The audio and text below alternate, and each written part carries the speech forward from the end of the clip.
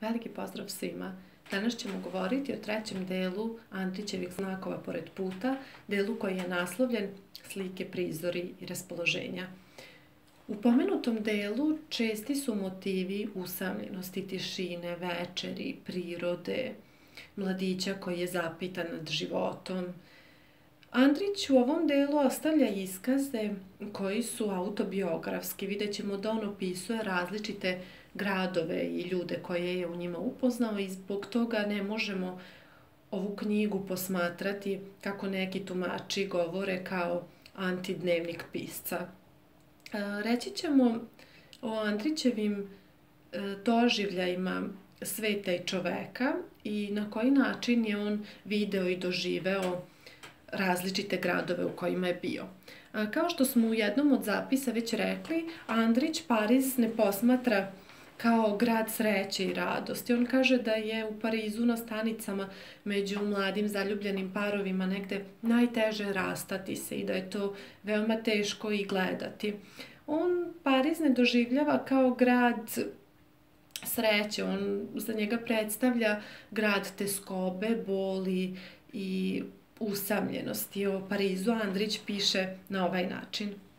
Nigde na zemlji, ni u kakvoj šumi, ni u kakvoj pustinji, nisam se osjećao tako daleko od sveta i ljudi i svega što znam i poznajem, kao u jednoj maloj kavani u pariskom predgrađu, u koju sam dolazio jedne zime i u kojoj su prosedi građani igrali piketa, a naslonjen u stup dremuckao kelner. Ipak, za razliku od Pariza, Andrić Kinu i ljude koji tamo žive vidi kao izrazito smirene, pribrane i dobre.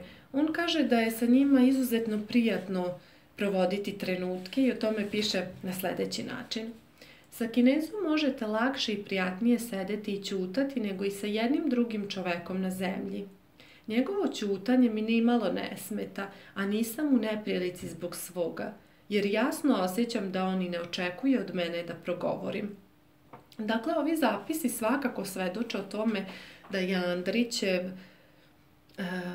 Andrićeva knjiga zapisa zapravo više njegov dnevnik nego antidnevnik.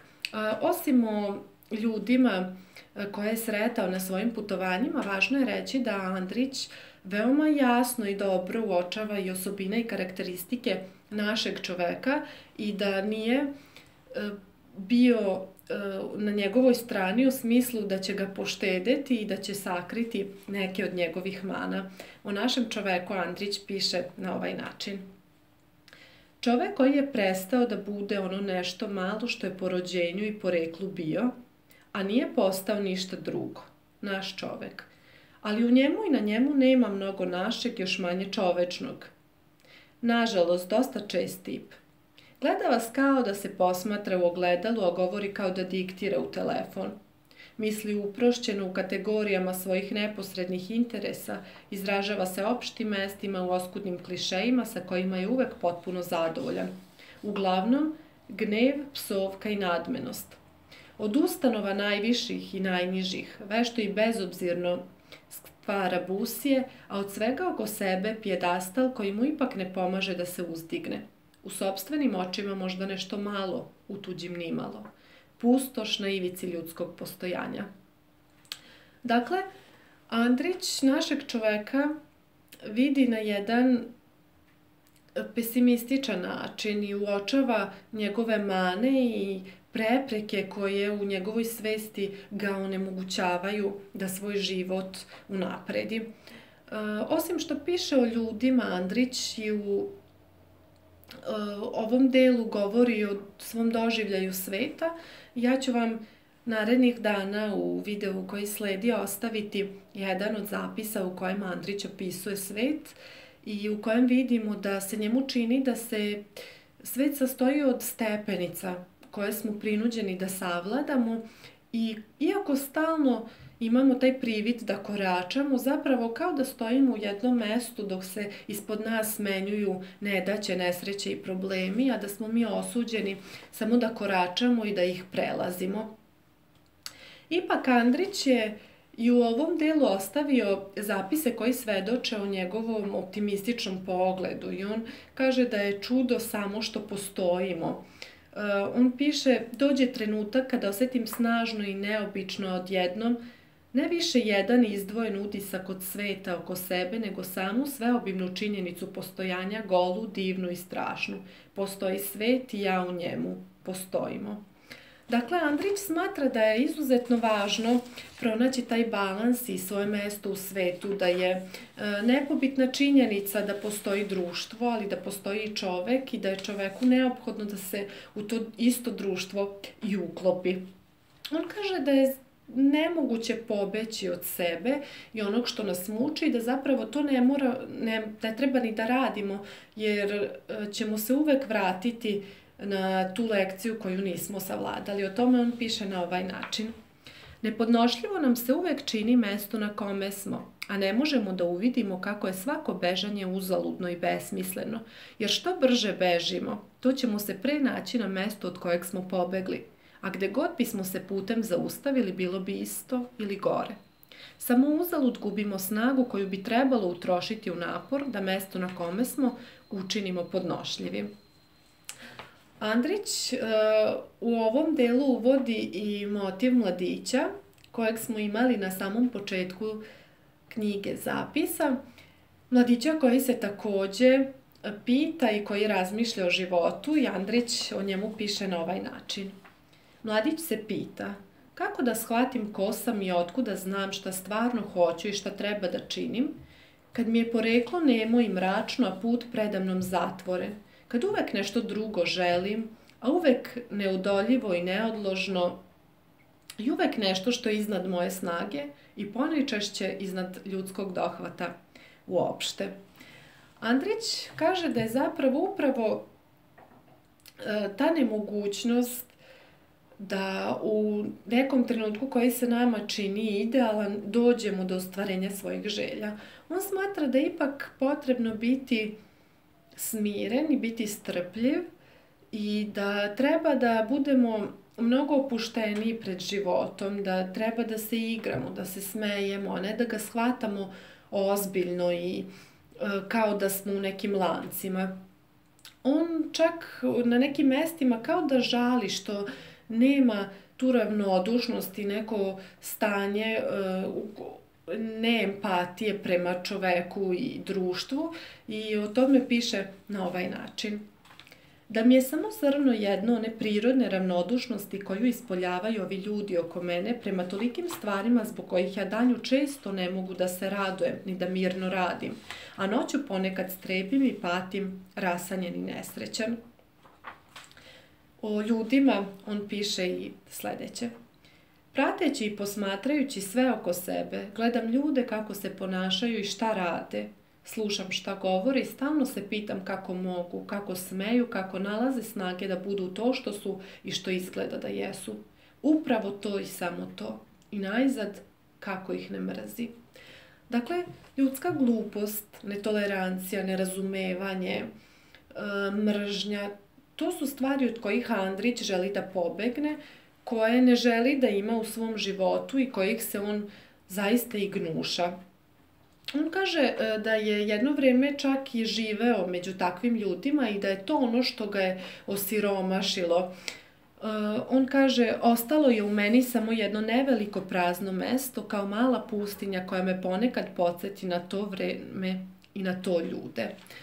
Dakle, Andrić kaže da je naša potreba da trenutke koji su nam dati provodimo sa ljudima koji su optimistični, koji su okrenuti napretku i koji gledaju kako da unaprede sebe i da sebi obezbede bolje sutra. Andrić smatra da nas nerazumevanje, netolerancija i mržnja koju gajimo prema drugom čoveku ne može odvesti nigde i da je zapravo to ponor u koji čovek zapadne i prosto ga guši taj osjećaj kada ne može da dopre do bogatstva ovih sveta jer je sam sebe osudio na jedan zatvoreni krug nemogućnosti i uviđanja lepote izvan njega. Andrić o tome piše i na ovaj način. Šta ti koristi saznanje da postoje beskrajna vazdušna prostranstva kad je tvoj dušnik zapaljen i tako tesan da ne možeš da udahneš koliko ti treba i kad ti svi napori da to učiniš zadaju bol, donose vrtoglavicu i užasan strah, a nikad ne daju dovoljno vazduha. Tako živiš i umreš gušeći se. Andrić, dakle, opisom prirode opisuje čovekova stanja. Ovo nije samo prisutno u znakovima pored puta, već Andrić recimo i u Travničkoj hronici na isti način pokušava da ukaže na vezu između čoveka i prirode. On u Travničkoj hronici ostavlja ovaj zapis. Niti je više jesen, niti počinje zima. To vreme nevreme koje nije ni jesen ni zima, gore je i od jednog i od drugog.